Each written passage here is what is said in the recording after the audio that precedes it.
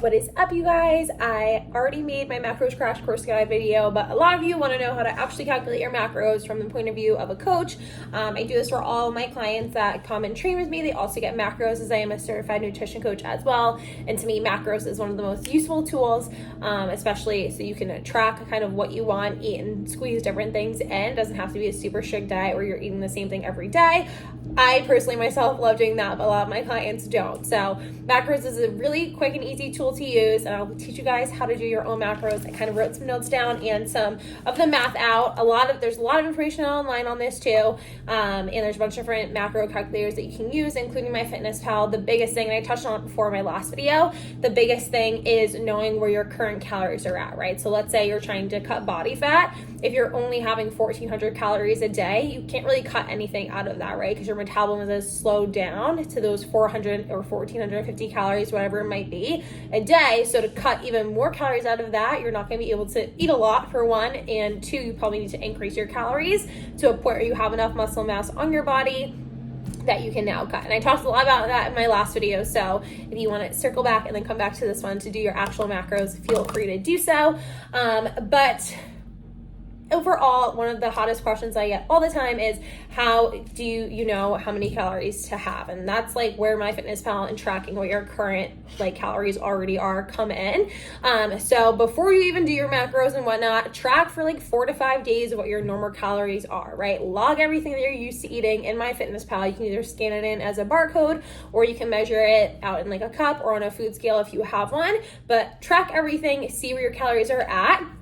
A lot of the reasons why I do this with my clients too, is because a lot of people are either really under eating, or they're having a lot more carbs than they need, or they're having not enough protein in their diet. All these little things make a huge difference when you actually start tracking your macros. So love to get an accurate baseline of where you're at, and you can kind of see where you can have substitute better options in, and all different things like that. So definitely whip out MyFitnessPal, track everything for 4 to 5 days, and then you can do your full custom macros. Now, let's say your calories are at 1,600 or 1,650, something like that, and you want to build a little bit of muscle. So you'll probably increase your calories by 100 to 300 calories. It just really depends on you personally and what you're looking for. I will usually only increase my clients' calories by 200 calories each time. It really just depends on the person, and this is so specific, and it's why it's important to also get a coach if you're serious about this. But I did want to put this out here for you guys because so many people ask me for it. But keep in mind, it is on a case-by-case basis, and it's not a definitive science of, it has to be this amount of calories, this amount of carbs, and that's specific for each individual person.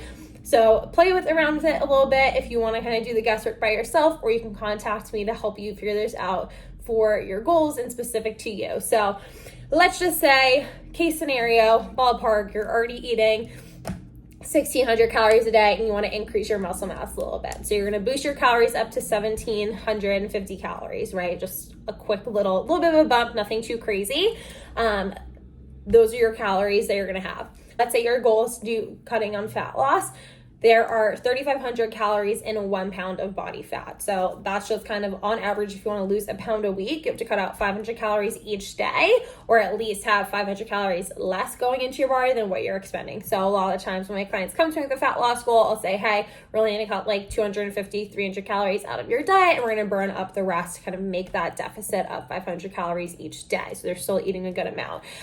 But so let's just say, going back to our building muscle scenario, you're going to boost your calories up to 1,750 calories. So that's your baseline for the day. And then from there, you want to kind of figure out your percentages, right? So a percentage of that is going to be for protein, for carbs, and for fats. I always like to keep fats right around 30 to 35%, just depending on the client. Anything less than 30% or even 25%, it kind of disrupts brain cognition, different things like that. There's so many uses for healthy fats in your diet. So I always encourage people to stick to 30% or a little bit above, but never really usually below 30%. So keep your fats at 30%, and you can kind of divvy up the other pieces between carbs and protein. As far as splitting your calories up and your percentages up between protein and carbs, for muscle building, you do need a good amount of carbs because carbs is your main source of energy and fuel, so you need that to recover. Same for protein. There's 20 different amino acid profiles, and 9 of them are essential, meaning your body doesn't make them, so you have to get them from food.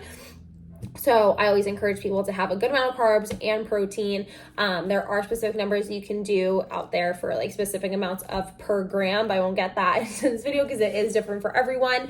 But so kind of keep that in mind, at least 30% from fats, and let's just say ballpark 35% carbs and 35% from protein. That equals 100%. If I did my math correctly, I'm not the best mathematician, but so let's just say you're doing 30% fats, 35% carbs, and 35% protein of those 1,750 calories, right? Ballpark.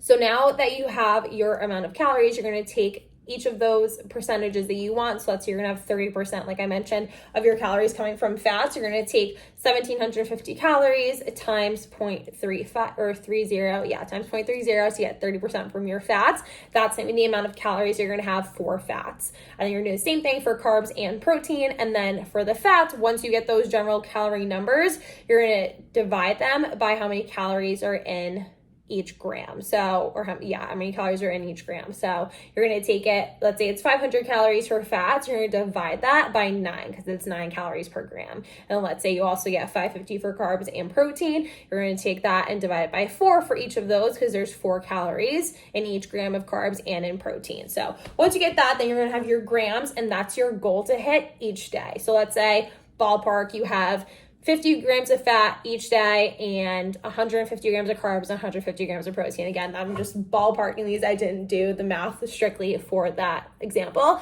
but your goal for macros, and I go through this with a lot of my clients, they get so fixated on the calorie number to hit. They're like, I have to hit 1,750 calories, but I'm missing 4 grams of protein, over 10 grams in carbs, and under a little bit in fat, but I have to hit my calorie goal. Really focus more so on anything on the macro goal. So if you have to get 150 grams of protein and 150 grams of carbs, and make sure that happens, and also get your fats in. And if you're under by 100 calories or over by 100 calories, it's not the biggest deal, especially if you're hitting those grams, because the grams are what matters the most. And the reason being that your grams can be hit and your calories might be a little bit off is because there's different kind of nutritional values in everything. So some yogurts might have 15 grams of carbs and 15 grams of protein. You kind of have to figure out what is the best option for you, and then kind of dictate your diet towards that. Just big ballpark idea is to focus on hitting your actual macro numbers. You like the amount of grams per protein, carbs, and fats is better than just strictly going to hit your calories on the dot. If you're a little bit over, if you're a little bit under, it's okay. In the general trend of things, you want to be hitting especially your protein and carbohydrate goal if you're trying to build muscle.